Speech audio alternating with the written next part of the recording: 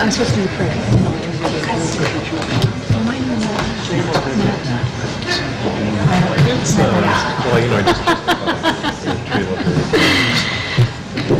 Well, hello everyone, and welcome to St. Mark's, Capitol Hill. We're so honored to be the host site for this event. My name is Mariann Budde, and I serve as the Episcopal Bishop of the Diocese of Washington, which includes St. Mark's and a whole bunch of other churches, and we are honored to be partners with our Office for Government Relations and Episcopal Migrant Ministry and all the interfaith and collaborative partnerships that allow us to join with people like you to be ambassadors of hope and welcome for people whose lives have been forever changed by displacement. And so we're going to be talking about hope and possibilities, and on this World Refugee, on the occasion of World Refugee Day. So I wonder if you would join me, if you are a person of prayer, as we begin with prayer.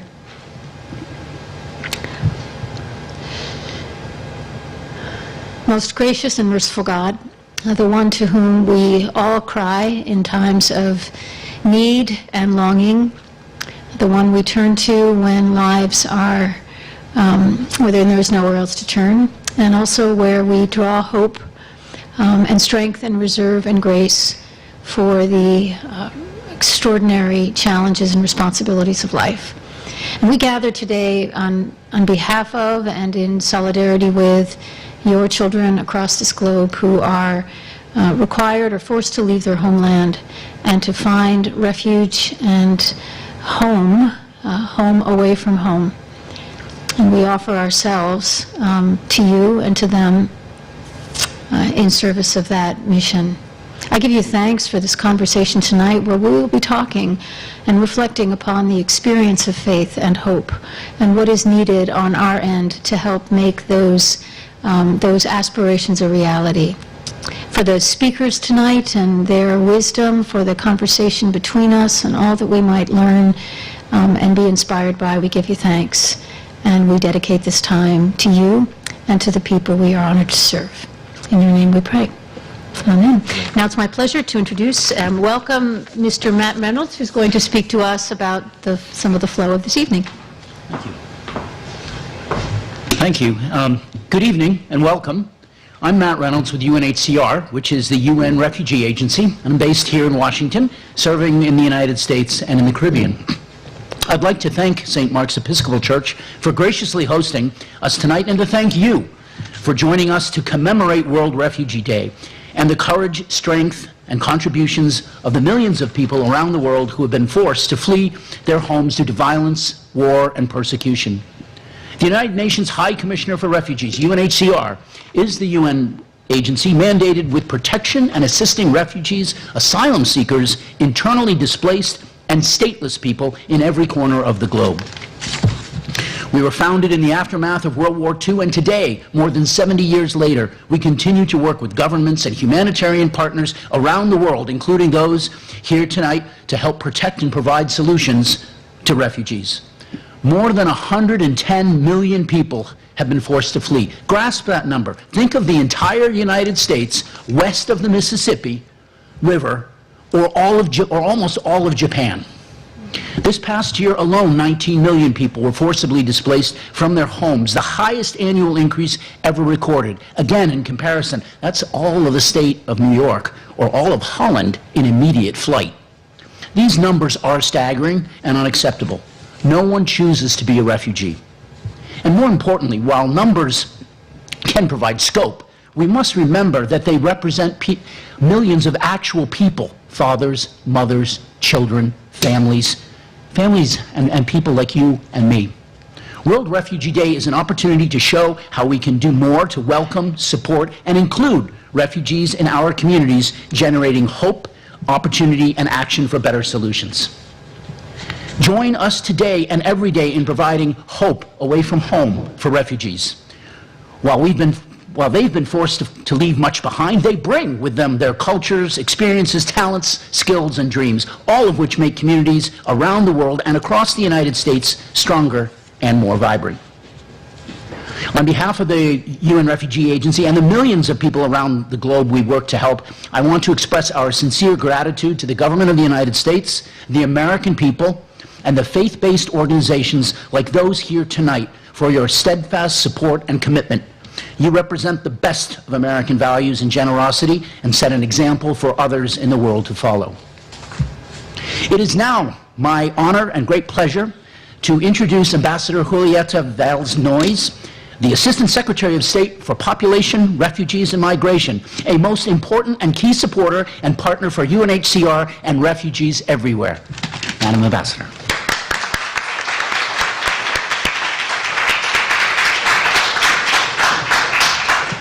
Thank you, Matt, for that rousing introduction, and thanks to St. Mark's Church. Thank you to the United States Conference of Catholic Bishops, Episcopal Migration Ministries, HIAS, and Islamic Relief for putting together this evening's event and for the invitation to offer some opening remarks. It's an honor to appear here tonight with such legendary experts and friends in the field. Mariann, Mark, Anwar, Bill, I'm so grateful for your compassionate leadership and your enduring partnership with the United States government to provide hope away from home for the world's most vulnerable people.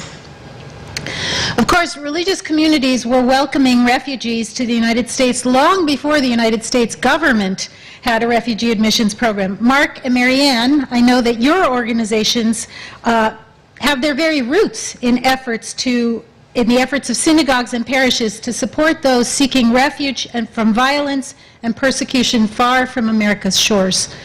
Bill and Anwar, the work that USCCB and Islamic Relief do with refugees and migrants is a natural extension of Catholic and Islamic values and charisms.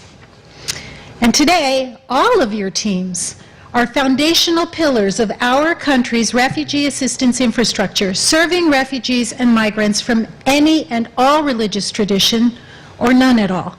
I have heard Mark say of HIAS, we started this work because they were Jewish. We continue it because we are Jewish. And I am sure that you all share a similar sentiment. Your work is more critical than ever before. In May 2022, as Matt was just telling us, the UN High Commissioner for Refugees, Filippo Grandi, announced that the world had marked a grim historic milestone with more than 100 million people forcibly displaced globally. UNHCR now estimates that by the end of this year, that number will be 117 million people. I am proud that the United States remains the world's largest recipient of resettled refugees and the world's largest donor of humanitarian assistance.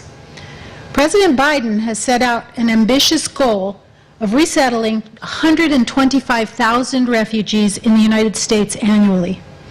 But as needs grow rapidly, we know that our traditional responses, even with those kinds of ambitious targets, are just not enough. So we are in the innovation business. We are working with resettlement organization partners, including some represented here today, to rebuild capacity and infrastructure that has deteriorated over years of low admissions numbers and during the COVID-19 pandemic. We're finding ways to streamline our rigorous refugee vetting process without compromising its integrity. I recently hosted a meeting here in Washington of what we're calling the Resettlement Diplomacy Network, a platform for representatives from national governments to discuss ways to expand overall refugee resettlement capacity globally. We had participation from as close by as Canada and as far away as Australia and New Zealand, and I'm excited about the progress that we're already making. But speaking of issues close to home, of the world's 100 million plus forcibly displaced people, over 20 million are right here in this hemisphere. For all kinds of reasons, many make the decision to undertake dangerous journeys north to seek a better future for themselves and their families. The physical terrain is only one of the dangers that they encounter. Many, sadly, fall into the hands of exploitative criminal organizations lured by false promises of easy passage into the United States. So, we're rolling out a brand new initiative in the Western Hemisphere that we're calling Safe Mobility Offices. With our support, our international organization partners will establish and operate these offices throughout the hemisphere. Vulnerable migrants or intending migrants can make appointments there for refugee resettlement pre-screening. They can also get information about other lawful pathways to come to the United States or other countries, and to look at pathways like family reunification or work visas. They can also get assistance with local integration right where they are. But I saved one of my favorite initiatives for the end. This past January, we were proud to announce the launch of the most transformative innovation to refugee resettlement in the United States since the creation of the U.S. Refugee Admissions Program in 1980. We're calling it Welcome Corps, a program that gives everyday American citizens the opportunity to participate directly in refugee sponsorship and resettlement. During its initial phase, small groups of people pledge their time and raise funds to sponsor an individual or a family in the U.S. Refugee Admissions Program pipeline, and they commit to supporting them once they arrive in the United States. Welcome Corps sponsors pick the refugees up at the airport when they arrive, greeting them with the first smiles that they will see in this country. They help their new neighbors settle into their new homes, register their kids for school, sign up for English classes. Sponsors teach the refugees about their communities, including things like how to get a library card or how to pay the electric bill. The program not only will expand our capacity to resettle larger numbers of refugees, but also gives these refugees an even warmer welcome to the United States by giving them a network and a community from day one. Movingly, I think, it connects our refugee admissions program back to its early roots, when citizens and their communities, not the government, mobilized to make good on the American promise of welcoming the tired, the hungry, and those yearning to be free. My own parents came to the United States as refugees from Cuba decades before the United States had a formal refugee admissions program. They still speak about the kindness and generosity of their neighbors as they started a new life in the United States. My mom is now the Welcome Corps' biggest fan and tells everyone she meets about it. And as an aside, I think that she's watching streaming, so hi, Mom. But back to our program. Last Friday, I had a chance to speak virtually with a young man named Abomsa. He was on the line from Kenya, where he had fled from Ethiopia years ago due to violence. He told me about his hopes for the future after refugee resettlement. And I am so proud to share that Abomsa will soon arrive in Minnesota as the very first refugee privately sponsored through the Welcome Corps.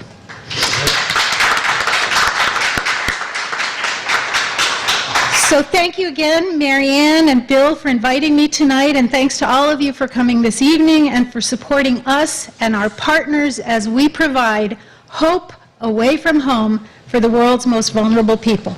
Thanks so much.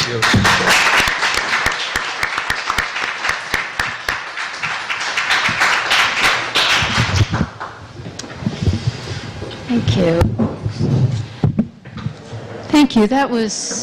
Thank you both. That was really wonderful and grounding and inspiring. I'd like to briefly introduce the panelists here so that you have a sense of their background and their expertise. To my immediate left is Mr. Mark Hetfield, who has served as the HIAS president and CEO since 2013, first joining in 1989 as a caseworker in Rome. He's worked for the U.S. Immigration and Naturalization Service, the U.S. Commission on International Religious Freedom, and a large law firm as an immigration attorney, multiple roles in HIAS over the years, and we're so glad that you're here. Next to Mark is Anwar Khan, the co-founder and current president of Islamic Relief USA, has 30 years experience working in the field of humanitarianism and development assistance. And under Khan's leadership, 7 IRUSA offices opened across the country, with the headquarters originating in California before moving to here in Washington, D.C. And he has helped set up an extensive network of volunteers that now consists of over 25,000 people. And he also serves, as all of these gentlemen do, on multiple boards and initiatives. Welcome to you, sir. And then finally, over to the far left is Bill Canny, who serves as the Executive Director of the U.S. Conference of Catholic Bishops, its Department of Migration and Refugee Services, and he's been in that role since 2015. And in this capacity, he is responsible for all of the Migrant Refugee Services operations, including its role as a national refugee resettlement agency and its program for unaccompanied minor children and accompanied refugee minors. So previously, he served in numerous leadership roles with Catholic Relief Services. So we're also very glad to have you here. My job is to moderate the conversation and to ask a few questions to the group on the themes of this evening before we open it up to the rest of you for questions here in a bit. I did want to, let me just pull up something that is resonant with what has been said so far, but I'm sure many of you are familiar with the poem by Warsan Shire, the Kenyan refugee, who wrote her poem entitled Home, which gives a human face to the numbers and the statistics that were mentioned today. No one leaves home unless home is the mouth of a shark. You only run for the border when you see the whole city running as well.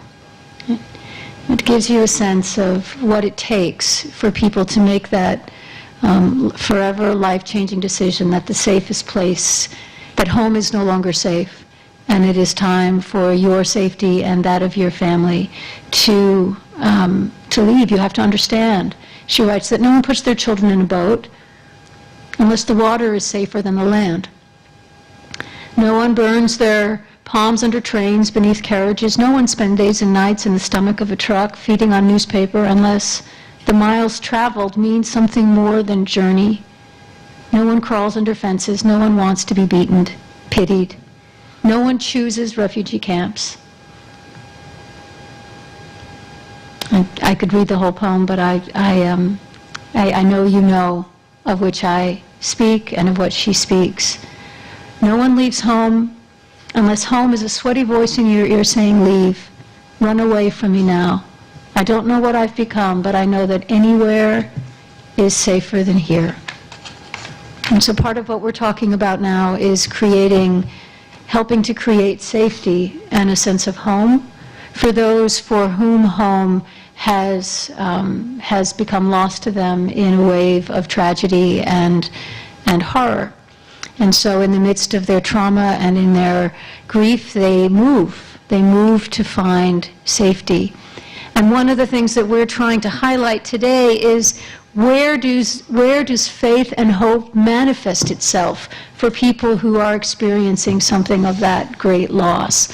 And so tonight we're going to be focusing on several things that we know, you know from your experience, brings hope and nurtures faith. So we'll be talking about solidarity, how we can be in solidarity with people who are coming to us in search of home, how we can help provide access, as the Secretary described so well, of all the things that need to be done to create a sense of safety and possibility and a future. And then finally, solutions to the myriad of problems that people must address when they are coming into a land that is unfamiliar to them in every conceivable way. So I'm going to ask just a few questions on those themes, and you might be thinking of questions of your own as we continue through the night. But gentlemen, in turn, I wonder if you could share just an example of how host communities, and in particular a faith community, have demonstrated solidarity.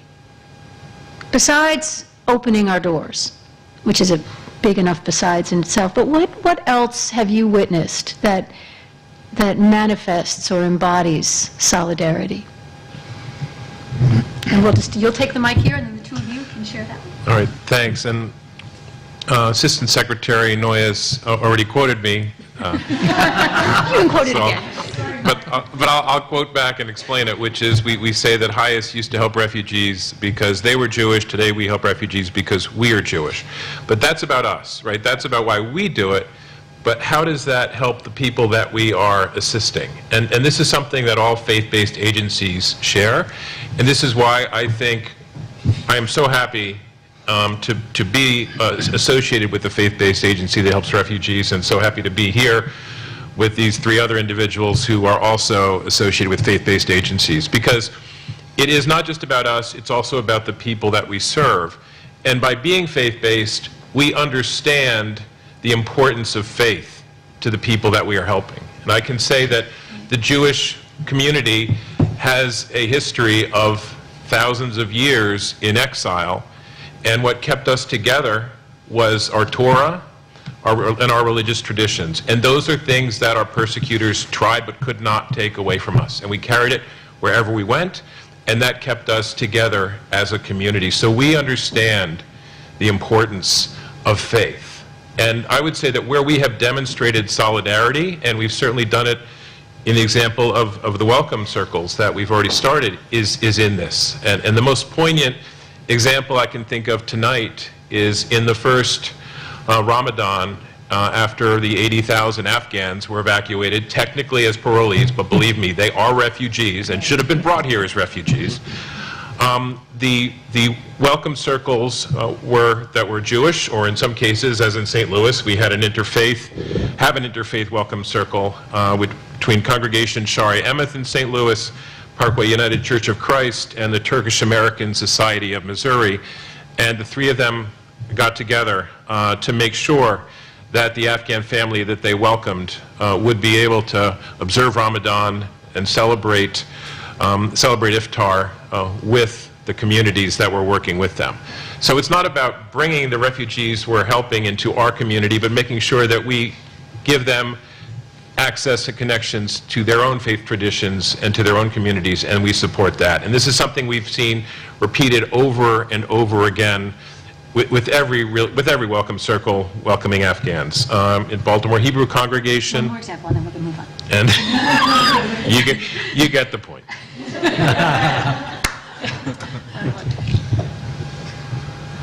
So, real quick, first of all, I just really wanted to thank the Episcopal Church for hosting us today and the amazing work that you've done, and our friend Matt from UNHCR with the wonderful work that they've done. It is truly an honor for me to be in the middle of these two gentlemen here. On the right, what Mark was talking about was welcoming people from different faiths. There was a feeling, I remember doing this work about 30 years ago, that we weren't welcome as Muslims in America. This is in the 90s. Mm-hmm. When people are trying to burn your building, then you get a hint.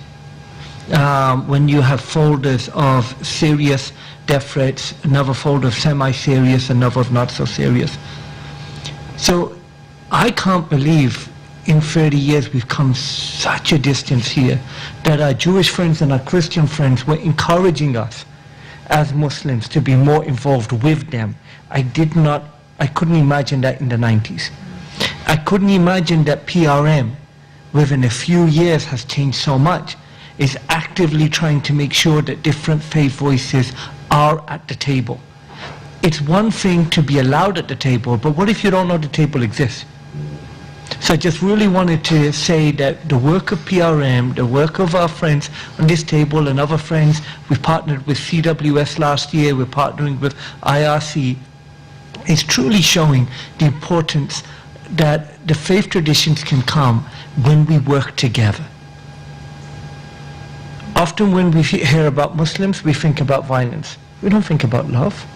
We don't think about compassion. Bismillahir Rahmanir Rahim, in the name of Allah, most merciful, most beneficent. And when we hear words like Allahu Akbar, which we think is just God is great, it's used as if something bad is about to happen. So faith is very important to many of the people that come, but organizations like mine and Muslims, we were very cautious before. We were shocked to find a request from, I believe it was Fort Dix in New Jersey, for 5,000 prayer mats and 5,000 Qurans. We said, we don't have them. We're not a religious organization as such, but we can go find them. So my daughter, I think, helped to raise $10,000 and 5,000, and she was, I think, 17 at the time. 5,000 of that went to prayer mats, not because we wanted to send them, because the U.S. military said this is what they're getting requests for, so can you send it? So we said, we can send you clothes, we can send you food.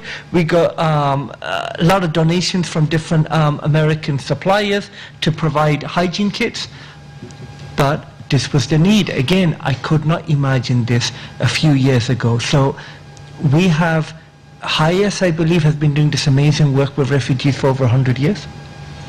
And as the Secretary mentioned, since 1980, I believe the US government's been involved. But the Catholic Church has been doing this for a long time. Muslims have been doing this informally. Now we just wanted to say thank you for allowing us in the club, and hopefully we'll allow others in the club too. Thank you. Oh, he's good. Thank you very much, and also a pleasure to be here in this among you all. Just to follow up a little bit on your comment, I had the opportunity to work overseas for 25 years, oftentimes in Islamic communities with a Catholic organization, and saw the possibilities of greater collaboration, and was very excited to work with our government and the military and the various State Department, DHS, et cetera, on all of the safe havens or military bases during 9 or 10 months. And I was excited, and because I thought it was so important that we gave a welcome to the Afghans as they were evacuated, as people, of course, of dignity, but also because of their faith. And we need a greater integration, of course, in our own country among our faith-based communities. Just a quick example, if I could, of collaboration. So we've, like all of the agencies, promoted volunteership from the very beginning of the program and in various shapes and forms. And we actually measure it, and we expect contributions largely through volunteers. We're going to work to consolidate that around welcome corps and community sponsorship. We're doing welcome circles. So it's an exciting sort of new, I think, way forward. But just recently, Our Lady Queen of Peace Parish in Rochester, New York, took a convent right next to their parish and reconverted it, refurbished it for a family of 11 Syrians. And they subsequently, through a volunteer network that they had, got the kids into school, social services, made sure that people had rides, introduced them to various community organizations, and had a program where each of the 11 were individually provided with English language assistance, each one of them individually by a group of volunteers. So I think that's just a nice example of how a group can come together and provide, that extra warmth and welcome that we're all searching for. Thank you all. And as you were talking, I imagine all of us could think of examples and stories of people that we've heard or communities that we've read about, and how important it is for that person-to-person connection. Let's move on to the issues of access and reflect on the specific, and this is, Mark, this is for you. I'm wondering if you might talk a bit about the specific barriers and obstacles that refugees face, both here in the United States and elsewhere. Sure. And I would say, and when I say refugees, I'm not just talking about resettled refugees, but asylum seekers and anybody else who needs protection. And frankly, the biggest barrier that they face here and in other places is a barrier to finding a legal pathway quickly, right? The waiting that asylum seekers have to endure in this country and in countries around the world right now is unfathomable. It delays your ability oftentimes to seek employment. In this country, you are not allowed to work as an asylum seeker for your first 6 months at least after you apply for asylum, in many cases much longer than that, so you cannot support yourself, nor are you able to access any kind of government assistance in most places. By having that delay, it sends a bad message to other people who are desperate to come to this country and may not qualify for asylum status, but because it's the only entry point, that is the way they try to get in, and there is no decision to tell them otherwise for years in many cases. And likewise, it delays family reunification. You cannot reunite even with immediate relatives even with your spouse or your minor children, until your status has been determined. And it's not a problem unique to the United States by any means, but it is an international problem. And it is, so I would actually say backlogs are the most serious impediment to an effective asylum system. And it's one that has got to be addressed. Thank you, Bill. I wonder if you might pick up on that and just state in the positive, what are the policies and fundings that we need to increase access to basic services, basic employment, education, health care, all of that. What do you see and what do we need? I would say a couple of things from my experience. One is we do a nice job finding people work in a short period. We could do better in following up and helping them with a career path. Right. You know, where they're not kind of stuck in that short-term experience trying to pay off their, their rent, et cetera. But we take a little longer period, and this would be with all of the services needed, but particularly I think with career path, we could do better. And there are a couple of small organizations that help that, but I think collectively we could probably do better with career path for folks. And then secondly, along the same lines, many people come over with degrees in nursing, the health services of one sort or another. We could probably motivate our people in our various localities or states to advocate on a state-by-state basis for a recognition or an easier path for these good people who can make immediate contributions but don't have the requisite, perhaps, a license they need. So that's a second area I think we could do a little bit better on. Thank you. And Anwar, I wonder if you might talk about, from your experience and observation, the benefits or the what it's like for refugees when they are given access and how that improves their lives. When you see that there are services provided or education offered, what is the response from refugees that you see?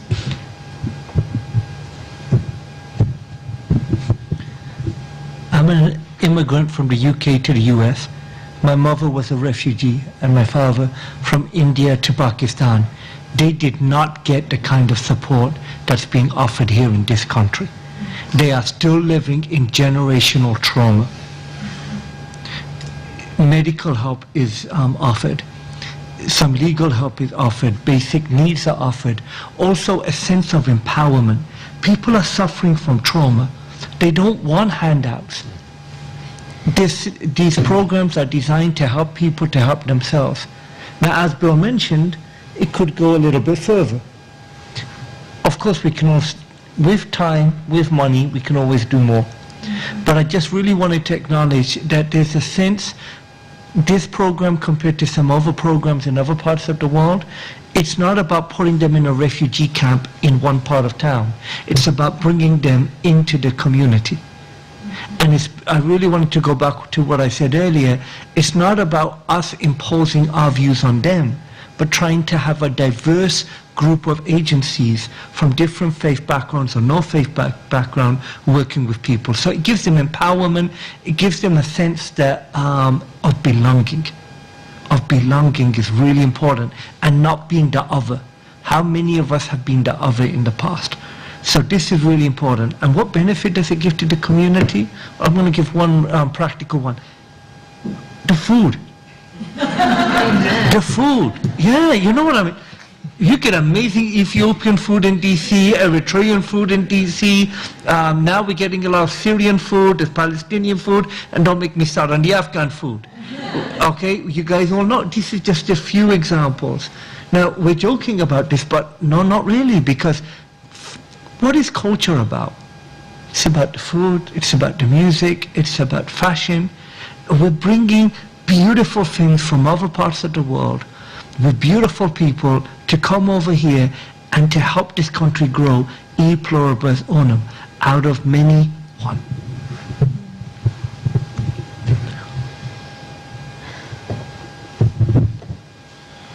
You can use this one next. Everyone in this room, I dare say, is a person who works to solve problems. And you mentioned, all of you have mentioned the small and large ways that you seek to make connections to help solve a problem that a refugee individual or family is facing.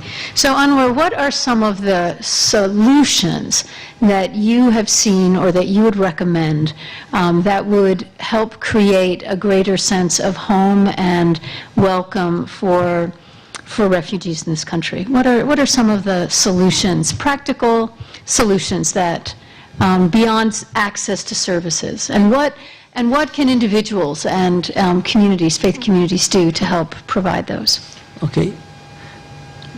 We brought a collection of our partners from different parts of the country to DC last December, and we asked them this question: what can we do more? What can be better? They were, I think, talking to Secretary Becerra from HHS. One thing that they really felt, they needed legal support. This sense of not knowing, like you mentioned, Mark, we know they're refugees, but we're calling them parolees, and that's a technical legal term. So this is causing a lot of anxiety, and we don't have enough lawyers. So if there's any people who are lawyers, please, if you can, try to help out. And we need to see if there's more resources that can be put in, because already you're dealing with people who have traumatic experience. Then they're not sure every 6 months are they going to be able to stay, are they not? Right. So this is a really important service, I would say that. Number two, and this is my concern, is it was mentioned by the Secretary, it's 125,000 under Biden. How much did it go down to in the last administration at one point? Was it 12,000? 15, yeah. So 15,000. So there is a fear that are we going to go up to the amazing numbers that we're talking about now? Under President Biden, Obama, I think they went to about 110,000 or something. Something like that. It was over 100, but that was near the end of that administration. This administration in the beginning wanted to go up to 125. So we need to give people a sense of stability. I know. We need to give them a sense of stability. We need to give them a sense of hope. And sometimes people are coming from different cultures. They might not agree with everything that we do. So we need to be open-minded as well. Sometimes some of these guys come from more conservative cultures than we do, and we may judge them and we don't like the way they're doing things. They may think that's a colonial approach. We may think that's a very open approach. Right. So sometimes we need to be able to discuss the differences that we have in an amicable manner. And to the two of you, Bill and Mark, what about government solutions? What are some of the things that you, if you could give your best counsel in terms of what could be most helpful from the government point of view? Our government has been doing, and this is not because Juliet is in the room, but it's been doing pretty well these last years, starting with the, I think the Afghan evacuation, the Ukrainian situation, albeit the mistake of giving people parole status, but I think that, we've seen in government interdepartmental cooperation, again, particularly with the Afghan evacuation and the Operation Afghan Allies Welcome, unprecedented cooperation that we saw from our government. So we would encourage them to do that. I think, we have to be mindful of, as we seek to resettle more people, that our services are robust for everyone.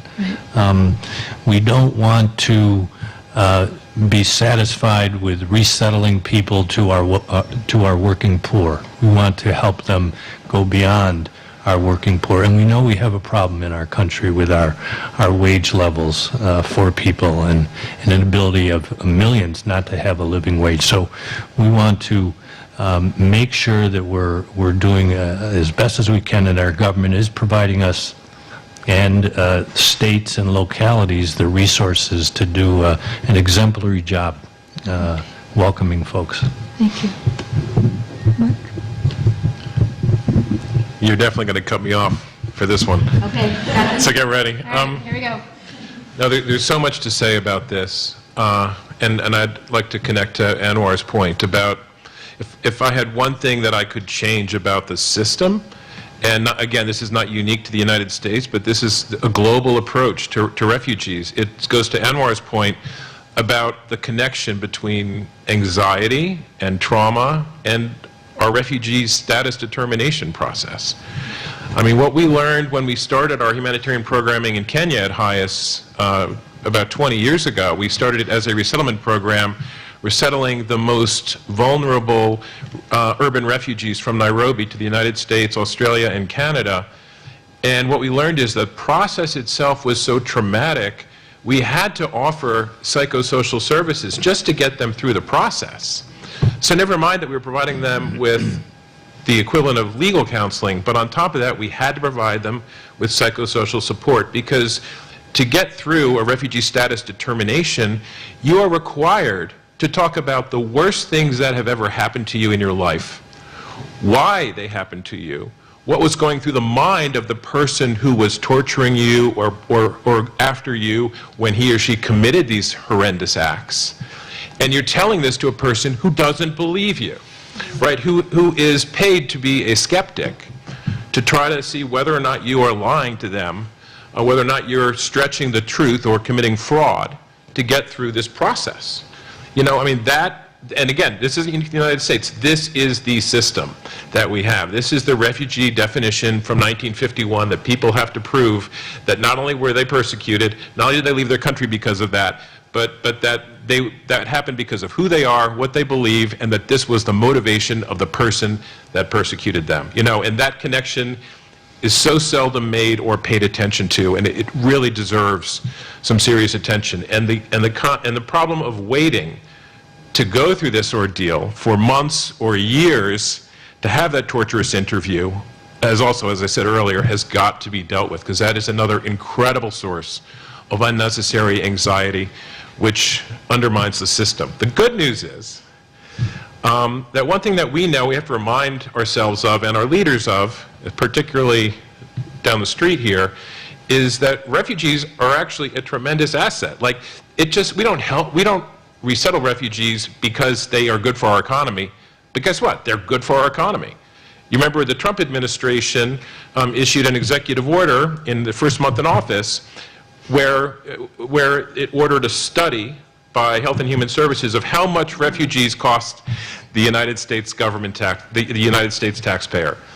And what they found is that over a 10-year period, resettled refugees actually contributed $63 billion more in state and local and federal taxes than they took in services. $63 billion, because we know that refugees are contributors, and they may have left because they're unwanted in the community that they were forced to flee from, and we may reinforce that feeling as they endure this refugee status determination, but we know in the end that they're good for our country, they're good for our communities, and so that's what keeps us going.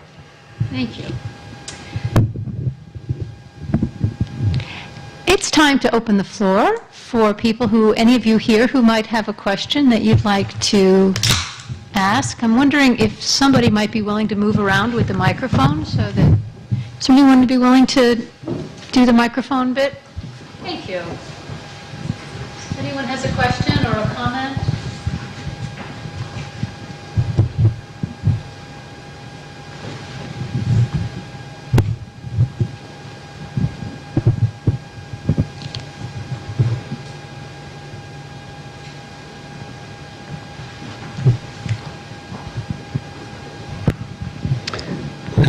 The four of you demonstrate real compassion and caring in your work.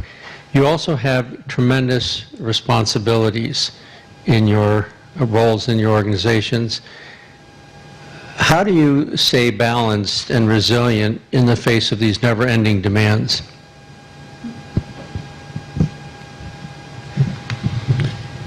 First and foremost, find the best people you can to work with you.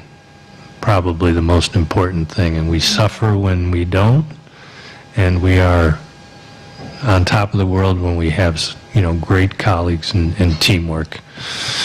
And personally, for me, it's exercise, trying to get regular exercise. We don't always get the balance.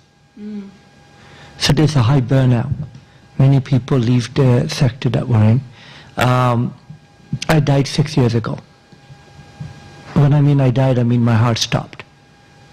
Then they brought me back. So there was a heart attack. Then I had a cardiac arrest. I called the paramedic near London Heathrow Airport for the heart attack. He was in time for the cardiac arrest. I'd just come back from Myanmar.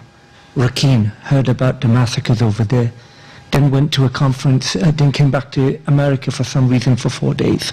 Then flew to Sri Lanka and heard about rape, genocide, murder from different parts of the world.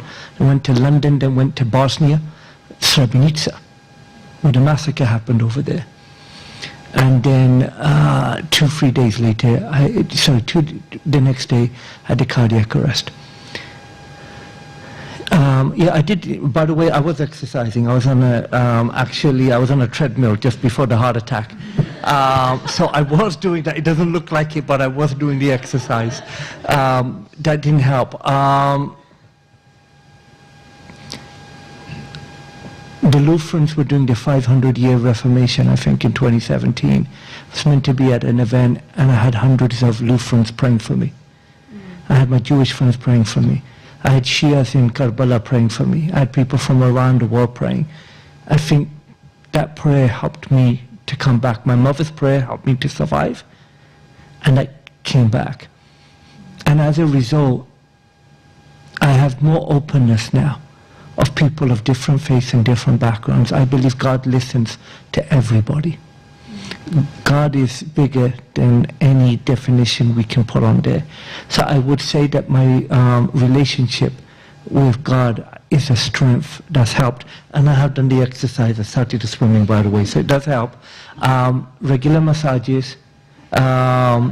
I'm being serious because I have a lot of back problems. I'm not joking.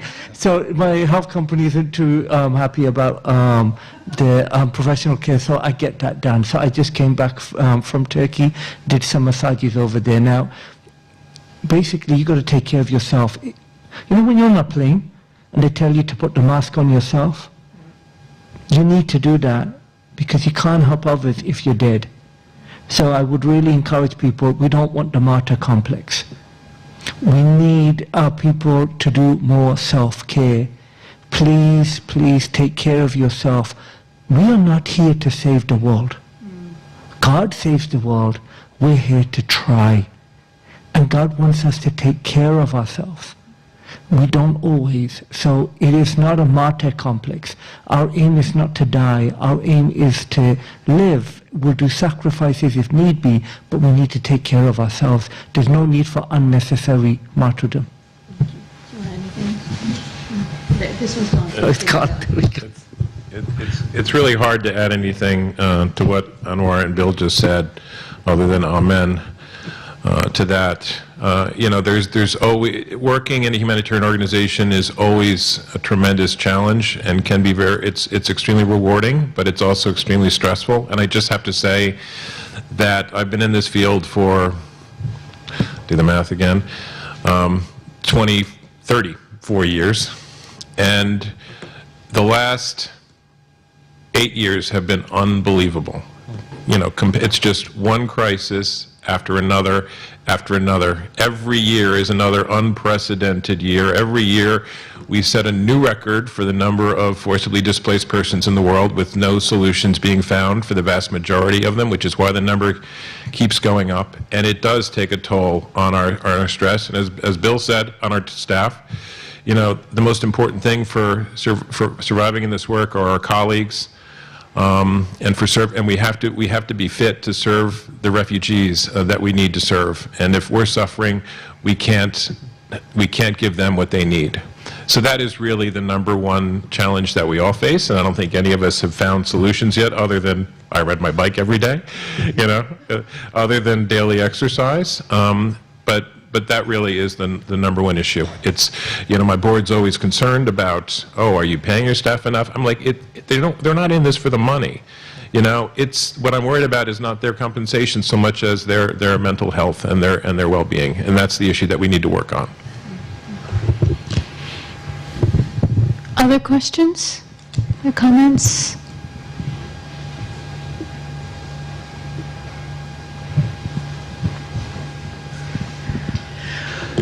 So I'm wondering, you've all spoken, I'm Jeannie Smoke with UNHCR's Washington office. You've all spoken about how faith is a central part of what keeps people going many times in these situations.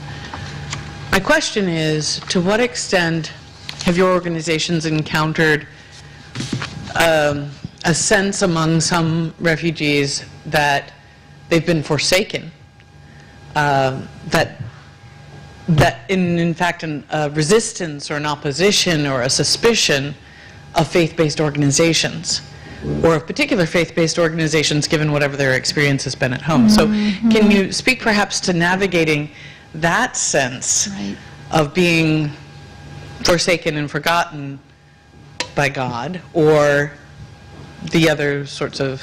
Traumatized by religion. Traumatized by religion. That's a great question. Anyone want to?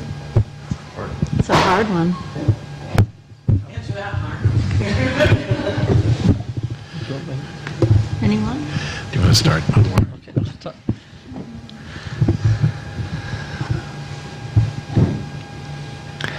There are people who are losing their faith. And there are others who gain their faith. It's the same incident happens. People behave in different ways. So for some, when they come over here, they're trying to get away from religion, or because they feel they were persecuted. But for others, they have more freedom for the religion over here, not the version of the religion that they have over there. I'm telling you, as a Muslim working in an American non-profit organization, I feel more freedom here than I do in many Muslim majority countries. That's not how I feel, that's legally. So I would say that there is a feeling of some people do want to get away from faith, others do want to come towards faith. I remember I was in Lesvos, Greece. I think it was 2015-16, at the beginning, when the crisis got media attention. You see, the crisis was going on, but until that little beautiful baby, Alain Kurdi, washed up on the coast, we didn't really care that much as an international community. I know people in this room did. We didn't care. A few days later, I was in Lesvos, Greece. I was on the way to something else, and I said, I got to go. And this Syrian family took us aside, and they said, you know, we have gone through many different countries to get here. Now we're in Greece. This is a Christian country. Most of the people here are Christian. We really appreciate that there's a Muslim relief agency here, and that we can show our kids that Muslims do care for them. So that's an example that I saw. And there's people who are telling me, look, when we went to Sarajevo, we got food from you guys. When we went in Kabul, we got support. When we went to Greece, we saw you guys. How come we don't see you guys in America? In one of our communities, one of our fundraisers was trying to raise money for orphans. The imam said, you're not allowed to. Give me the mic. And the imam said, I was an orphan in Sarajevo supported by Islamic Relief. We had no idea. This is in rural southern America, in one of the southern states. Please give the money now so you can help the orphans who can become imams here in America like me. We have a pretty amazing country with some amazing people, and we have some not so amazing people, and we have some not so amazing things. So it's important for us to try to accentuate that, and sometimes I believe religion is a solution. Sometimes people's interpretation of it may be a problem. So I'll go back to 1989 when I started at HIAS, and I was working with Soviet Jews who were, the Iron Curtain was finally collapsing, and I had the honor of doing that work, and it really was an honor because, as Natan Sharansky said at that time, the prisoner of Zion, he said that in the Soviet Union, being Jewish was a birth defect. And what HIAS did was we worked to make sure people knew that actually being Jewish is a blessing. It's not a birth defect. And kind of waking them up to that through resettlement, whether they went to Israel or to the United States, we reawaken them to that, the blessing of being Jewish and the blessing of having faith. And then I'll say, last thing, when we were helping Syrian refugees, I felt something similar, where there was a lot of trepidation, frankly, in the Jewish community about helping Syrian refugees who had been educated to believe that Jews are evil in their school system. And when they came and the people that helped them were the Jewish Family Service Agency, it totally shattered everything that many of them had been taught. And they came to refer to the Jewish Family Service agencies that were working with them as Jewish family. So they would always refer to what we call JFSs as Jewish family. And I always said that if it were up to me, HIAS would resettle every Syrian refugee that came into this country, because it was such a blessing for us. I'll make one, if I could, perhaps small comment. First of all, I think this program has historically been sometimes termed the best public-private partnership in the country. Part of that is related to the use of faith-based organizations, and a variety of them in this program, as sort of the face of America resettling refugees. I think we've graduated over decades from a moment when we would all resettle our own, 30s, 40s, 50s, 60s, resettle our own. We've moved to a very healthy approach. All of us resettle every person of every faith or not. We have a healthy competition among each other, not by our faith, but by wanting to do the best we can. It's encouraged, by State Department and ORR, so it's healthy. I'd say that going forward, there's a few things we need to keep an eye on as agencies in this country and as churches working together, and one of them, frankly, is Christian nationalism. I think and this is Islamic nationalism or Hindu nationalism in other places, but I think it's a phenomenon we have to keep a close track on here as participants in this program.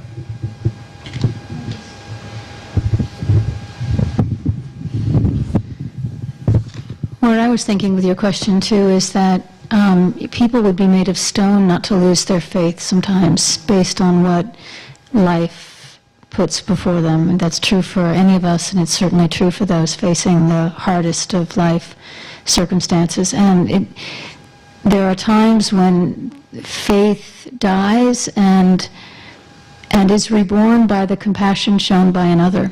And sometimes I feel like that's and it's not like that's our goal. I'm going to be compassionate so that your faith will be reborn. But you know what I mean? But there's something that happens in the human transaction that is beyond the human. And I think that's manifest in all of the organizations represented by these fine gentlemen and those of you here who have dedicated your lives to this work. And for that, I think, as in my scriptures, and the Christian scripture says that God is well pleased when we are able to offer that to one another. We have come to our time, and so on behalf of all of you, I want to thank the three of you gentlemen for your wonderful reflections. To the